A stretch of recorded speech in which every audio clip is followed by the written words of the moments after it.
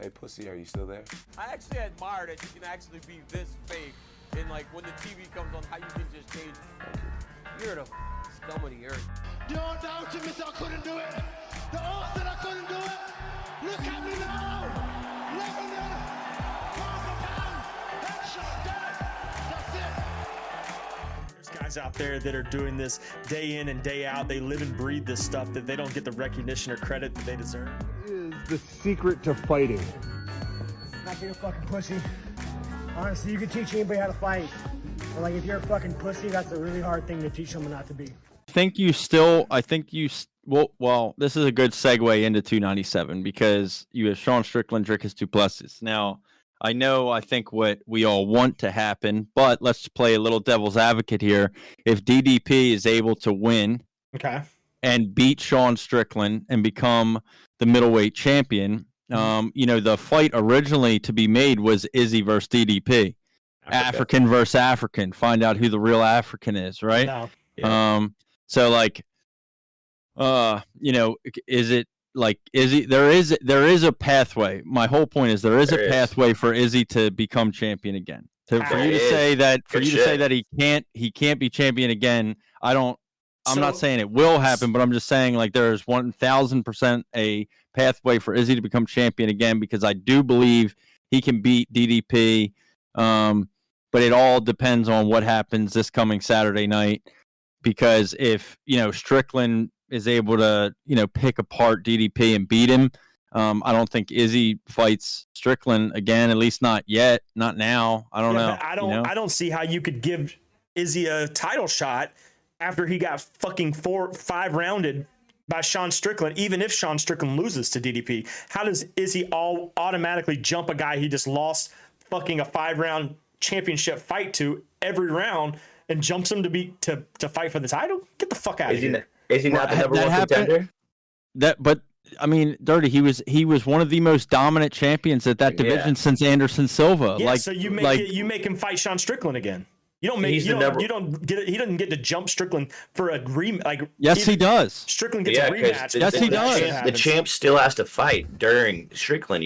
Strickland has to fight too. He's the number one contender. Izzy is. No, I'm saying this. Not everybody gets a rematch. Everybody gets a fucking immediate rematch. It's the same reason why Aljo's not fighting Sean O'Malley. Yeah, but then why are you okay? Why are you okay with Aljo not getting the immediate rematch? No. But this isn't a rematch. That's not what I'm saying. It would be if DDP beats Strickland. Yes. You're saying that Strickland gets the rematch against DDP before Izzy gets the fight. Yes, but I'm just saying, Izzy, if Strickland loses to DDP, there should be no reason that Izzy gets to jump Strickland before Strickland gets a rematch to DDP because Izzy lost a 5-round fight to Strickland dominantly. That's my point. Of course there is. It happens all the time. That's fucking gay. It happens all the time. Not everybody gets fucking rematches.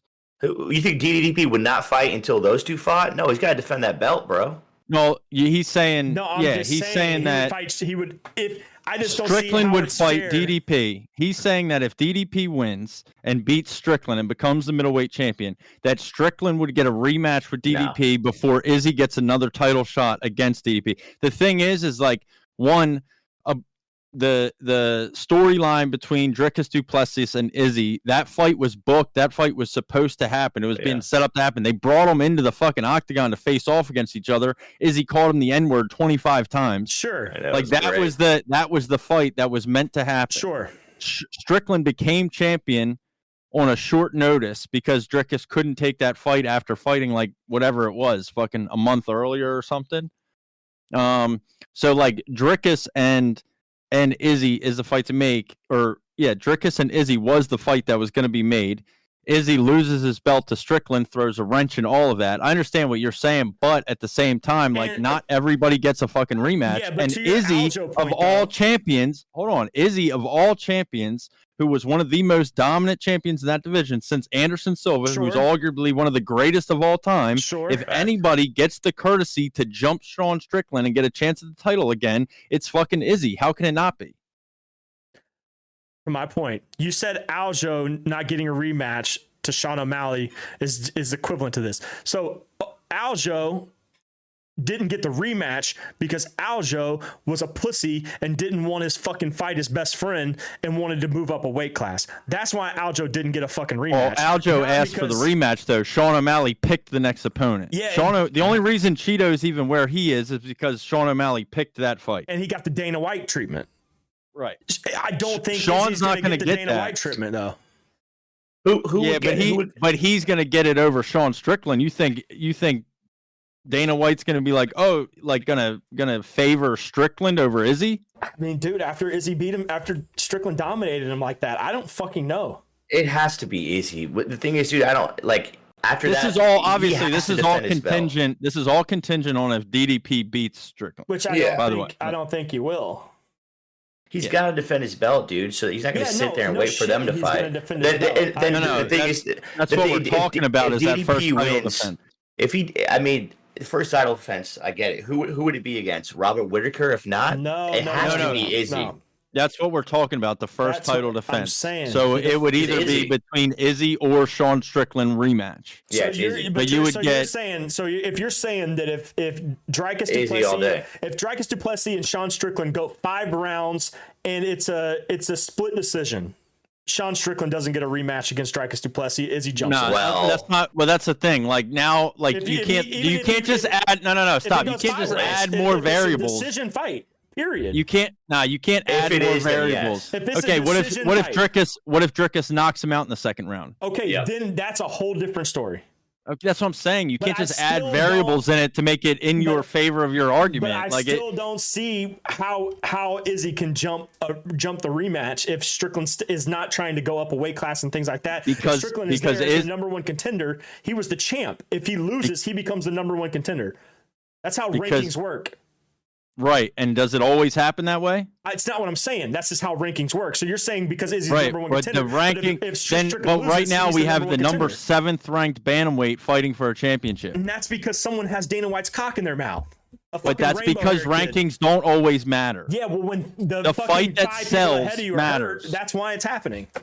The fight that sells matters.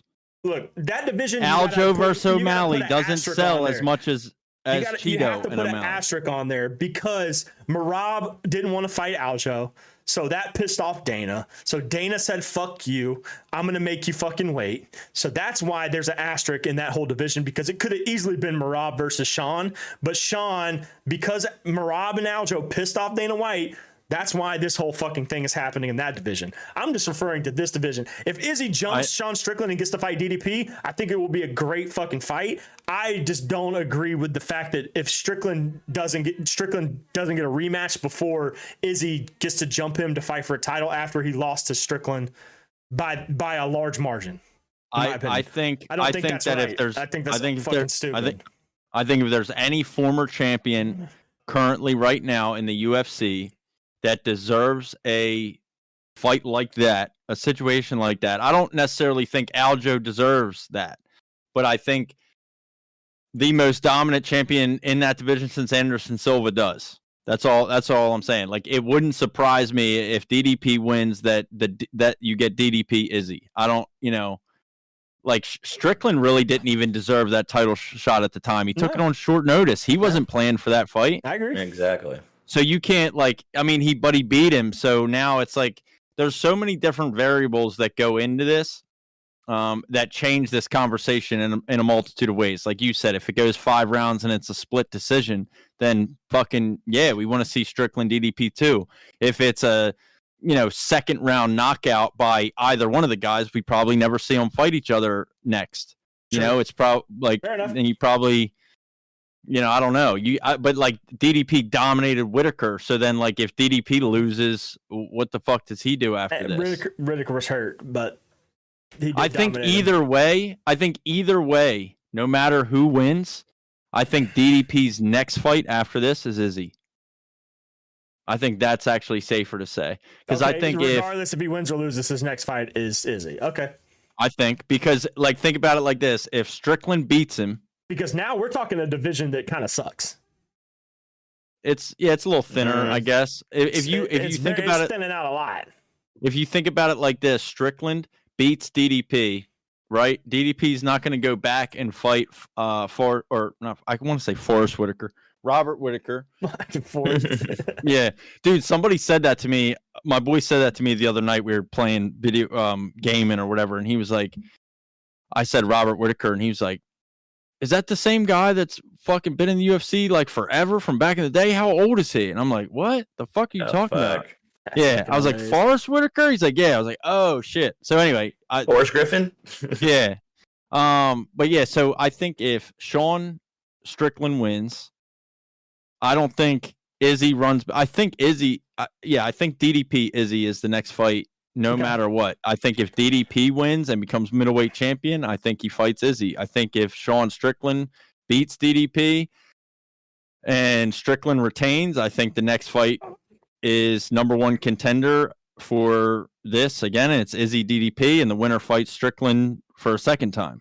Because then they each fought him once and lost. Okay. Fair. Well, we got a little wild there for a second, which is cool. That's what the fucking podcast is here for. Yeah. So put some fucking respect on Izzy's name, though, for real. Man, fuck that guy. Nah, you're wilding. You're fucking wilding a little bit. Yeah, you're acting like a lady without. I'm not disrespecting him, bro. I'm just saying it's not disrespecting him a little bit. Right, to Sean Strickland if he loses and doesn't get a rematch after dominating fucking Izzy.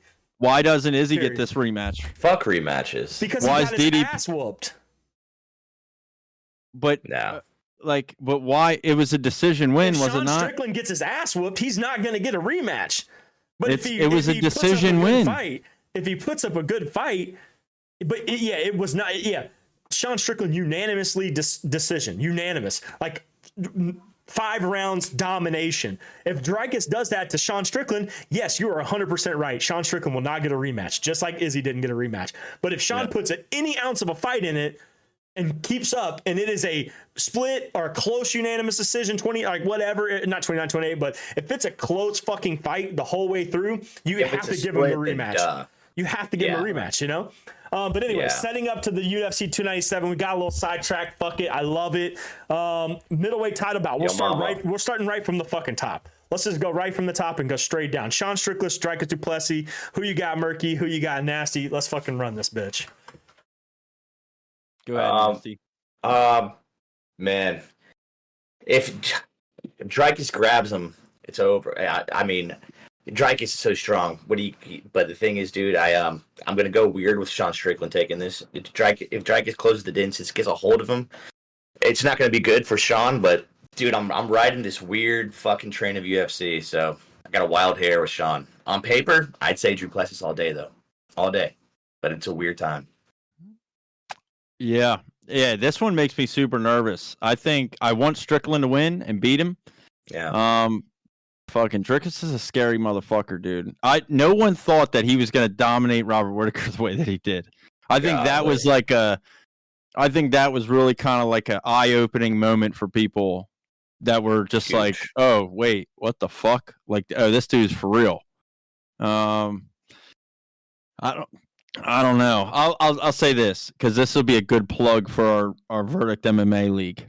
So if anybody who listens to the podcast, watches on YouTube or anything, doesn't already know, we have an Over the Octagon, basically fantasy MMA league set up on Verdict MMA. It's a free app you can download on your phone. You can join our league. We make picks for every UFC fight card, gives you points based on how you place. Super cool. You can compete with us, compete with other people who join the league. We're trying to get that up and popping. Now, that being said, I'm going to put the invite in the YouTube shit and in the Spotify and all that so people can find it, click, and join our league. Anyway, with that being said, little promo. With that being said, in the Verdict MMA, I just did my picks this morning. And I just downloaded it. You got to join. And Nasty secretly just downloaded it while he was saying it. Fuck yeah, perfect. So yeah, dude, you should have been in there, you little rat. I did have it, and then I got this new phone because my old phone I had like no memory. But yeah, dude, I'm on it. Fucking porn. Dude, I deleted. Here's my third round TKO, huh? So here's my pick for the main event on Verdict is DDP third round knockout. Ooh, the finish. That's spicy as fuck. Murky with the hot take. Okay. It's just, dude, Ooh. it doesn't sit right with me. I want to say it hurts. Like making that pick fucking hurt me. It did. You know, it makes me like. You ready for my hot take? Yeah. What's your hot take? What's your Sean hot Strickland? Take? Stank ass. I like Strickland. I like Strickland to win by decision. Okay. And I'm going to add on to the spiciness. I think Sean Strickland wins the grappling battle in this fight as well. Okay. Call it what you want. Guy's been training with some straight up fucking killers. Yeah. Heavyweight, big boys, wrestlers who can get in there and fucking get his ass down. He was training with Ankalaev. He was training with all of these fucking guys to work on his fucking takedown defense. And there's been people in the MMA world who are heavy into this fucking shit who have said that he is one of the most underrated, underappreciated grapplers in the UFC. So I like Sean Strickland. I think he's going to be able to defend the takedown. I think you got Sean Strickland by decision. By decision. You like Sean Strickland by decision. Yep, I like it. By decision. Can Sean Strickland finish people, man? Goddamn. Yes. I mean, yeah. yes, he can, fuck. but there's no reason to, dude. He's such a good boxer. If he fights the same way he did Izzy and does not allow Plessis is smaller than Izzy. Like he's not smaller, but he doesn't have the reach like Izzy did. He doesn't have that distance like Izzy did. And Strickland played it perfectly. If he can do that with Duplessis, he's gonna win. I'm just saying. So I think I like Sean Strickland. I hope Sean Strickland wins. He's a -130 favorite, so let's see what we can work with, bro. On to the next, the co-main. This is where the card kind of just fucking jumps off the Grand Canyon and falls into the fucking mud. Raquel Pennington versus Mayra Buena Silva. I like Buena Silva by submission. I'll just go ahead and throw my pick out there. I have that in Verdict MMA. I see her being the champ, and I also see her being the champ to end 2024 as well. I'm making a New Year's resolution to not talk about women's MMA ever again. So we're skipping Merc on that one. Yeah, I don't give a fuck. We're skipping. The fact that this is a fucking co-main is so whack. Co-main to a pay-per-view. Yeah, suck my balls, dude. Yeah, it's kind of strange, to be honest with you guys. I got Silva by submission all day. That's what she's doing. She's 8 out of 10 fights are submission victories. But either way, that should have been like the opener. That should have been the first fight, but it is what it is. So we can agree on that. We're all on the same page. Buena Silva by submission. So is that going to be first leg on the three? Yeah. The 3-leg banger. You have my pick on that. I think that's a mutual agreement. I'll lock it in. Buena Silva by sub. Pray for a good football Sunday today to get the bankroll back up a little bit. Goddamn.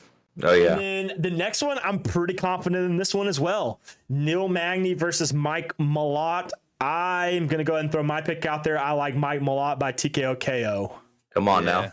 Absolutely. I think we are about to see a finish, and I think it's going to be Neil Magny.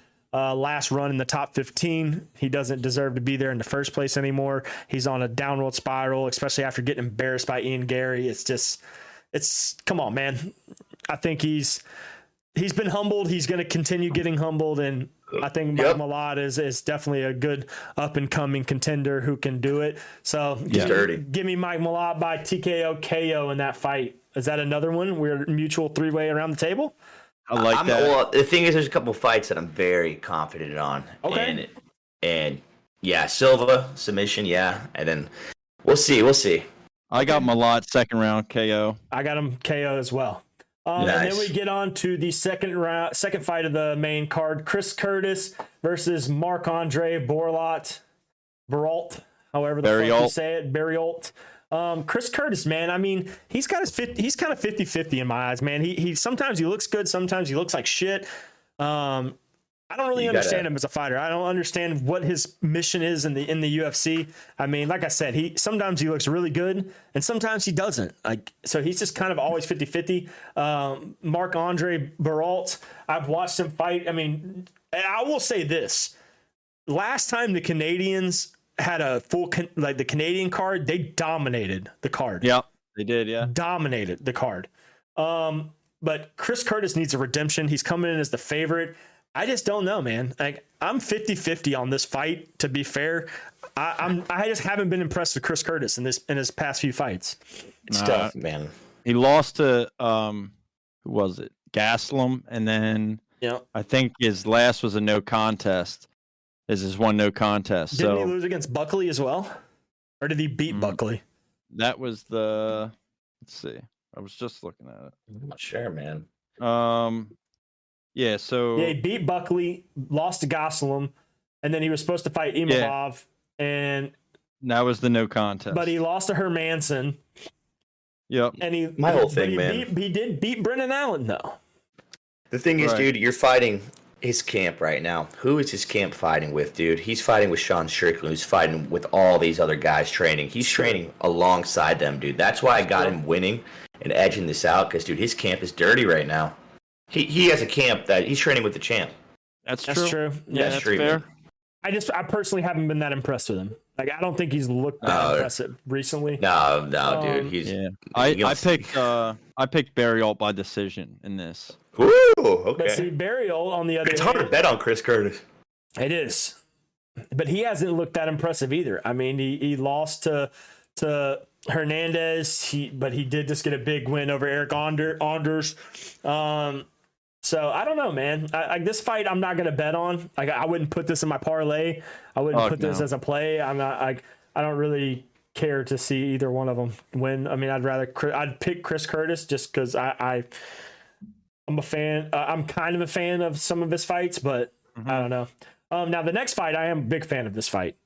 Yeah. This is one of my favorite fights on the card.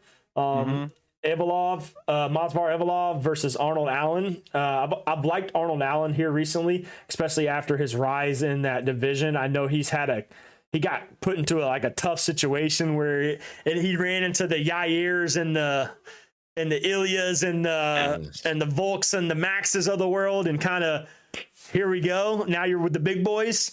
He's 19-2. He's coming off of a loss against Yair, right? No, Max. No, Max Holloway. Against Max. So Holloway. Which, I mean, 5-round decision against Max Holloway is pretty fucking good. He beat Kadar, beat Dan Hooker, which, I mean, those are two big wins. Yep. Yeah. So he definitely deserves his ranking for sure. But dude, Mavzar, whatever his name is fucking undefeated, man. Evolov coming off of a big win over Diego Lopez. Yeah, but there is some context to that fight, because that was last May, and I don't know if you remember, but that was Diego Lopez took that on short notice. Yeah. And I don't know if you remember that fight, but we can go back and watch it at some point. Was that his debut? Diego Lopez's debut, and realistically, he got cheered when he fucking left there, because people were like, dude, he looked fucking awesome. He could have won. Yeah, he could have won. That was kind of a bullshit decision. Yep. And now you look at Diego Lopez, and the only reason that victory is fucking impressive is because of how good Diego Lopez has looked since. And I think if those two fight again, I think Diego Lopez could beat him. I agree. So I don't know. I like Arnold Allen. I'm not super high on Evolov after not because he beat Diego Lopez. I want super short notice, and nah. I agree. I don't think that Arnold fight Allen means as much as it looks like it does. I like Arnold Allen as well, and he is the underdog. Keep that in mind. Arnold Allen's the underdog. He is the underdog. Might have to go in it. Well, Arnold Allen money line. Ballsy. Arnold Allen money line. Yeah, boy. Well, I'll say this because I already opened up Bet Rivers, so I have no props yet. Okay. Because I was looking for Silva by submission. So I have no odds on props yet. But yeah, Arnold Allen is a plus 143 dog, which is not super big, but it's pretty even money.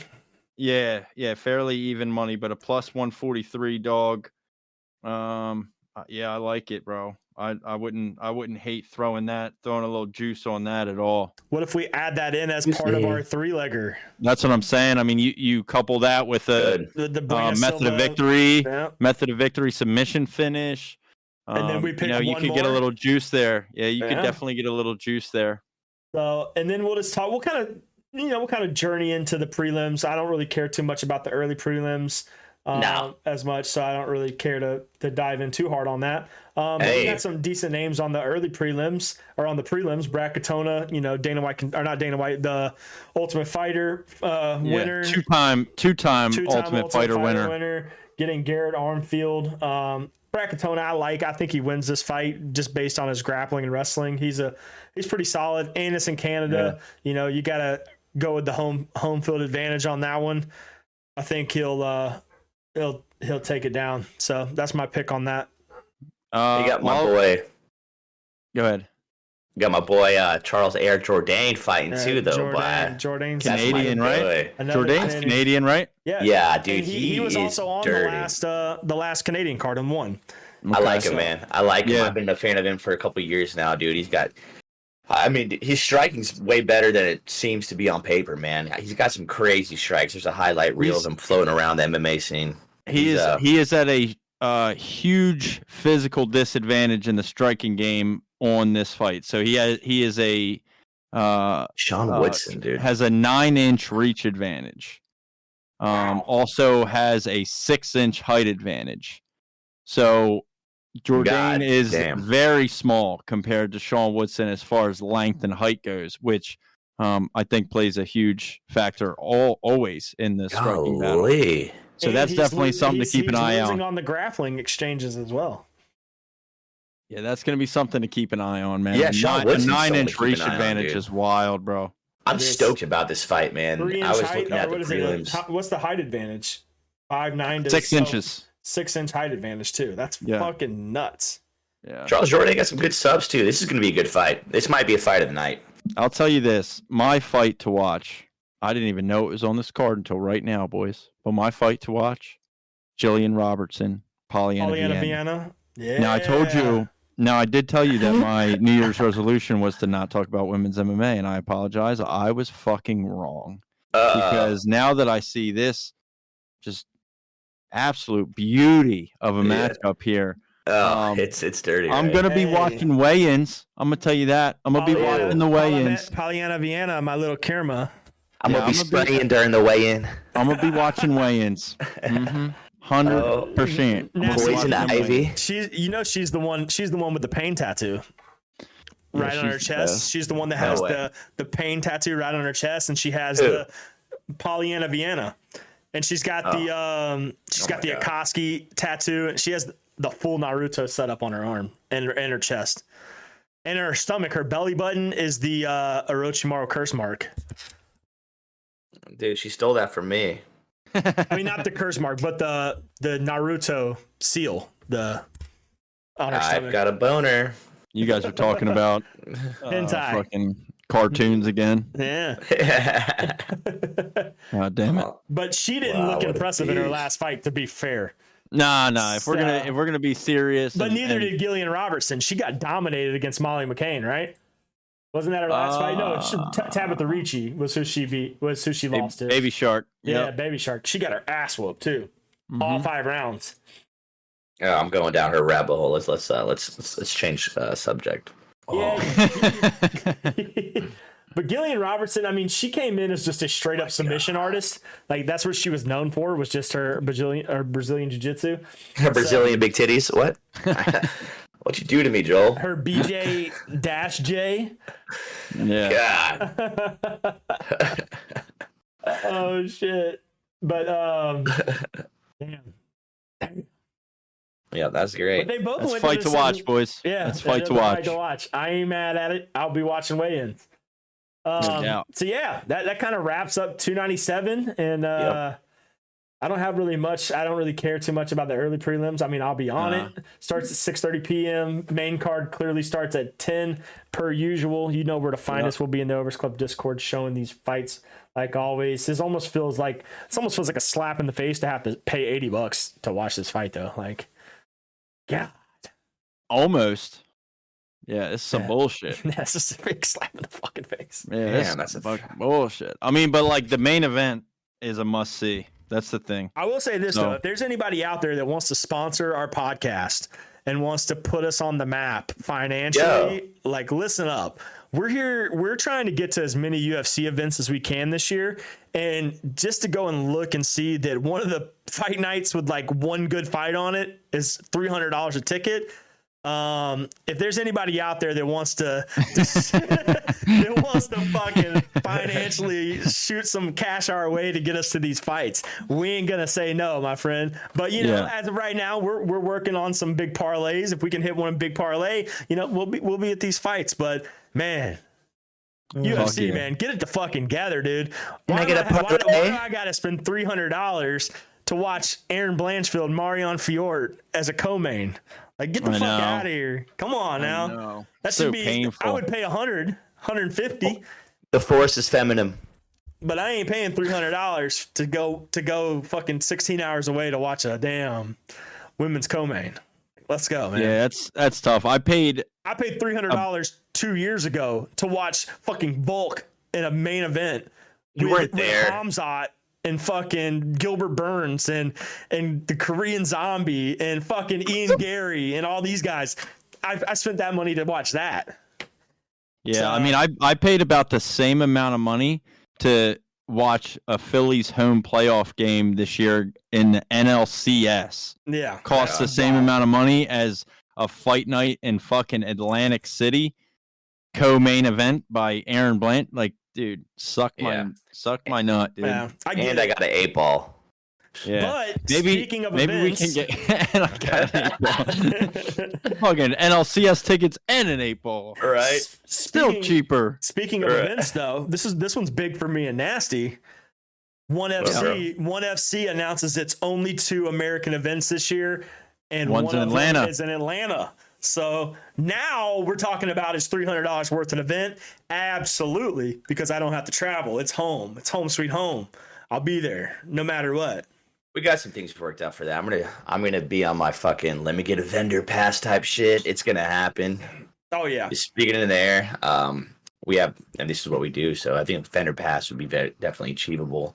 And if Raw Tank fights, bro, that's gonna be sick. I'm gonna be really upset. You might as well try to buy tickets as soon as they can. Like, as soon as that Rod Tang fight or Mighty Mouse fight gets announced, then prices are gonna go crazy. Mighty Mouse. Damn. Well, I'm signed up for the email, so I get the early alert. So whenever the pre-sale goes on, I'll get the alert. I'll shoot that out to you boys. Y'all send me the money. I'll buy the tickets. We'll have 3 tickets to the fights. Oh, Murky, well, you can't go because, well, you could. You just don't want to. You ain't trying to pull a hangover and fly back the next morning for your wedding. Yeah, it's literally right. I'm literally getting married the next day, so that's gonna be a fuck now. But you want to talk about an adventure, though? I mean, that's a story to tell your fucking kids. Hey, kids, remember this one time I flew that your mom and I almost got married, and then I fucking decided to fly to Atlanta and didn't make it back in time, and she left me, and now you guys have to spend Christmas with mom and dad on different days because she left my stupid ass for doing such a thing. Yeah, that would be the story. Yeah, it is a very bad idea. Well, I went to my bachelor party with you and the other 5 idiots. I could have easily got divorced with y'all. That was a horrible idea. Yeah, let's chill. Hold on. Oh, hey, yo, whoa. I wasn't there. Yeah, whatever. Anyways, all right, so let's wrap it up. Promo of the night. If you want to sponsor us, hit us up. We're looking to get us some sponsors for 2024. The cast, whatever. It's cool if y'all want to help promote us, help us pay to get the fights, help us do things like that. It's great. If you just want to put your name to our podcast, and we would love to have you just as a support system, just to be able to share what you are, and then have that support from you guys for us. So definitely hit us up if you want to be a sponsor for the podcast. And then if you want to be on the podcast, if you're a fighter, if you're up and coming, if you're in the pro scene, if you're in the big boy leagues, whatever it may be, hit us up. We want to have you on the show. We want to hear your story. We want to hear more about you and what's to come for you. So we're just looking for that each and every day. So boys, what else you got? The only thing I got is, so this fight is on the 20th, and then we have, so this is on the 20th, right? And then we have Nothing until February 3rd. But what we do have is the Cage Titans. I think it's 63 is on January 27th. Yep. Where our boy Joe Giannetti is defending his title. So we'll be locked into that. Fuck yes. So we'll be locked into that shit. I'm already subscribed to that thing, and we'll have those fights streaming in Discord on the 27th as well. Maybe we'll do like a special episode, Cage Titans preview. Oh yeah. Awesome. I mean, we're gonna have a week to watch your fucking fights while we're doing a fight card, so we can have your fights up while we're watching it. Give us permission. Come on now. Like a watch along? Give us the permission so we can do a watch along and talk about the fights while it's going on. We'd love to do that. So we just need your permission because we're not going to break the laws on YouTube because then we'll get banned. So I think we'll still get banned, but it's whatever. Yeah, fuck it. Yeah. But no, that's all I got. Joe Giannetti snatching necks, cashing checks, and still let's get it. And let's get it, baby. Nasty, anything from you? I'm Gucci, man. Ready for this week. Are you, Burr? Gucci, baby. All right, boys. Well, episode 51 wrapped up. We'll catch you guys next week. Catch us throughout the week because we might pop up on any given day to do a live stream just to chat with you guys, hear some feedback, let you guys know what y'all think about this week's coming card. Tell us what you thought about the podcast if you listened, all that good fun stuff. So we'll be back next Sunday. Episode drops on Monday. We'll catch y'all boys later. Nasty, Murky. Yes, Peace sir. out, motherfuckers. Can I get a parlay? Yeah.